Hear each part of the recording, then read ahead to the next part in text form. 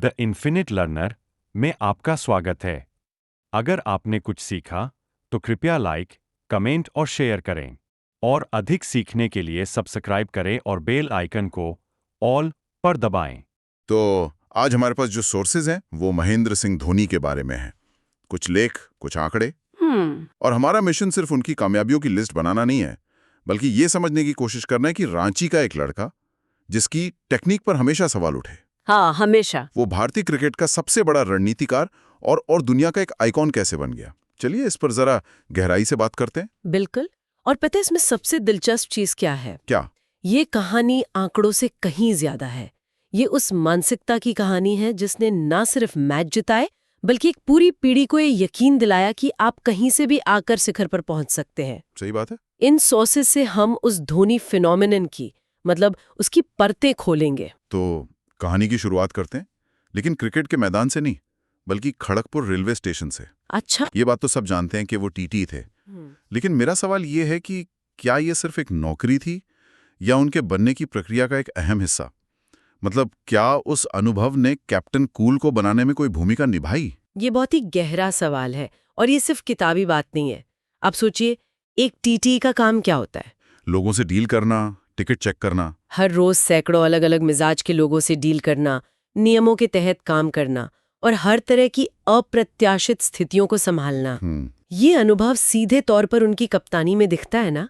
वो हर खिलाड़ी को अलग तरह से मैनेज करते थे और कभी-कभी नियमों से हटकर, मतलब बिल्कुल साहसिक फैसले लेते थे। कैप्टन कूल का मतलब सिर्फ शांत रहना नहीं था, बल्कि अराजकता में भी एक प्रोसेस ढूंढ लेना था, जो शायद उन्होंने खड़गपुर की भीड़ में ही सीखा हो। ये एक बेहतरीन नजरिया है।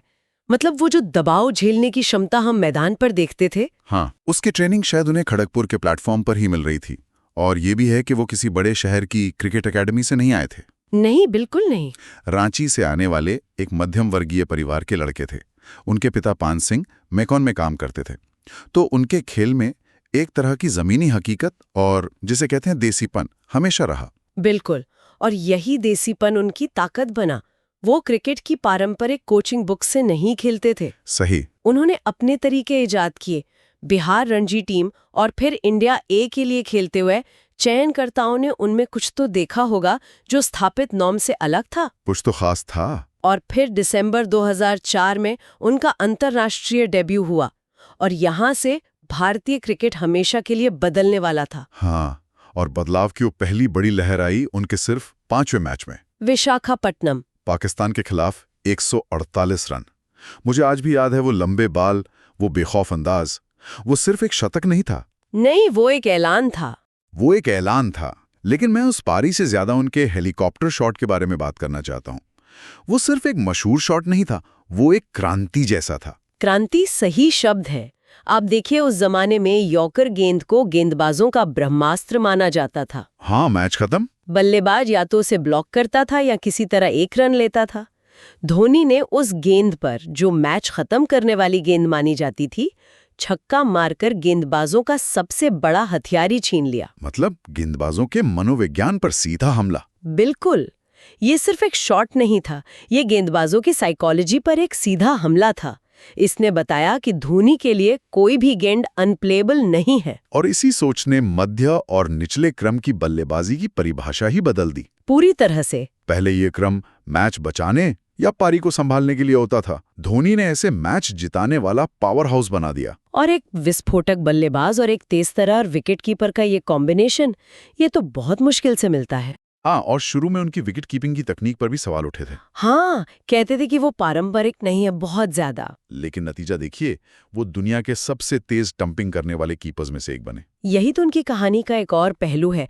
उन्होंने हमेशा नतीजों को तकनीक पर तरजीह दी। अगर काम हो रहा है तो तरीका सही है। बस इसी निडरता ने उन्हें टीम का वो एक्स फैक्टर बनाया जिसकी भारत को उस वक्त तलाश थे। तो एक तरफ तो ये विस्फोटक बल्लेबाजी थी जिसने टीम को एक नई धार दी, लेकिन असली बदलाव तब आया जब इसी निडर सोच वाले खिलाड़ी के हाथ में पूरी टीम की कमान आ गई। 2007 में एक युवा टीम के साथ उन्होंने T20 वर्ल्ड कप जीत लिया। यहीं से कैप्टन कूल का दौर शुरू होता है ना। बिल्कुल।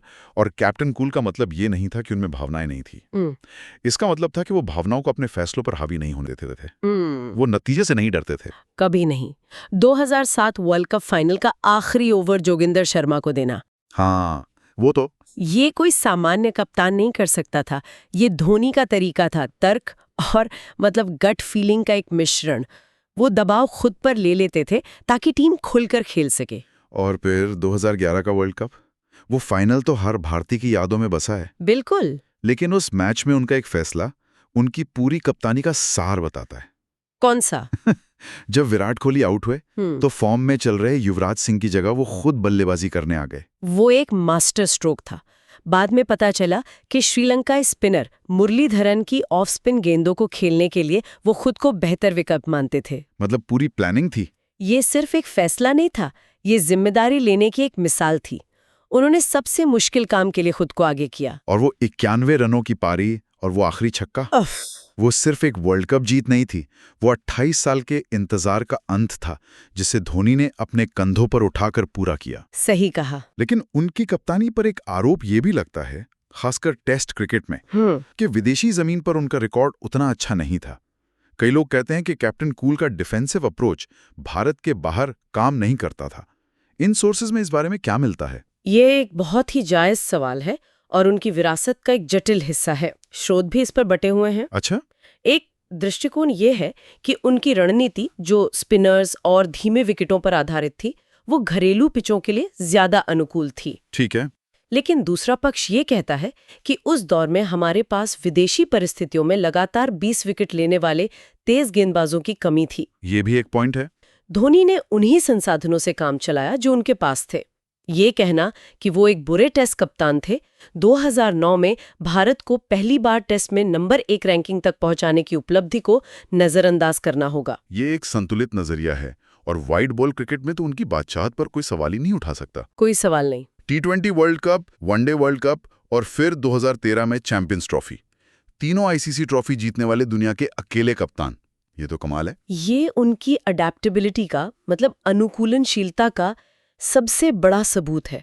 उन्होंने खेल के हर फॉर्मेट के हिसाब से अपनी रणनीति को ढाला।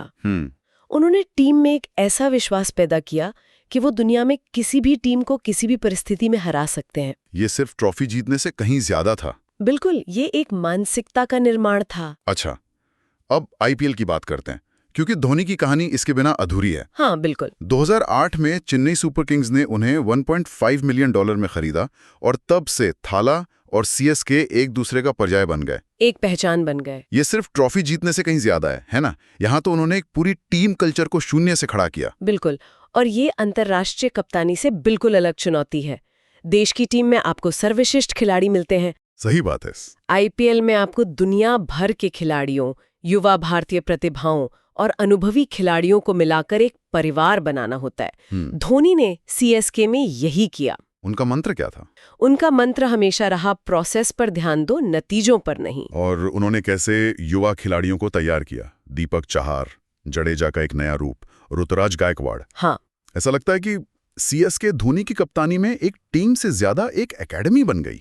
आपने सही कहा।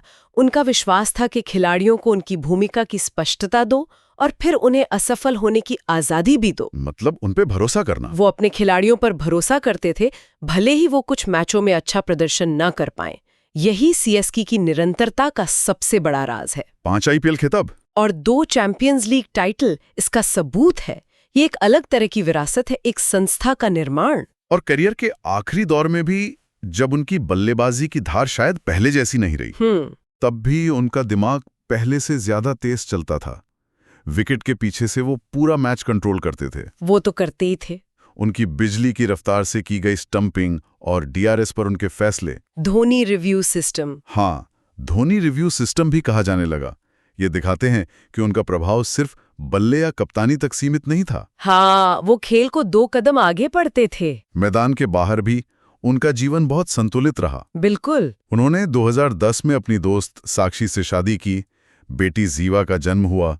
उन्होंने अपने निजी जीवन को हमेशा लाइमलाइट से दूर रखा। उन्हें मिले सम्मान भी उनके कद को बताते हैं, खेल रत्न, पद्मश्री, पद्म भूषण।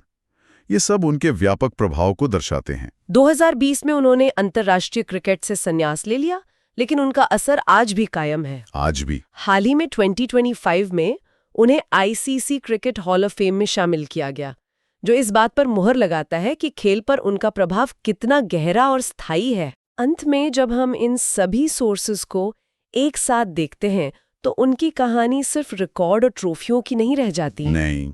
ये दबाव में शांत रहने, लीक से हटकर सोचने और आत्मविश्वास की कहानी है।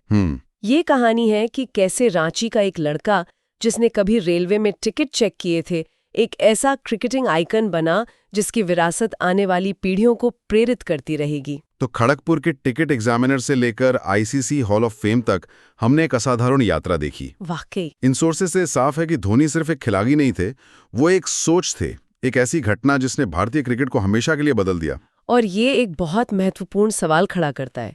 क्या खेल में सच्ची महानता केवल व्यक्तिगत प्रतिभा और आंकड़ों से मापी जाती है, या फिर ये पूरी टीम और एक राष्ट्र के आत्मविश्वास को बदलने और उसे ऊपर उठाने की क्षमता से? धोनी की कहानी बहुत मजबूती से दूसरे विकल्प की ओर इशारा करती है। बिल्कुल, ये एक विचार है जिस पर चिंतन किया जा सकता है।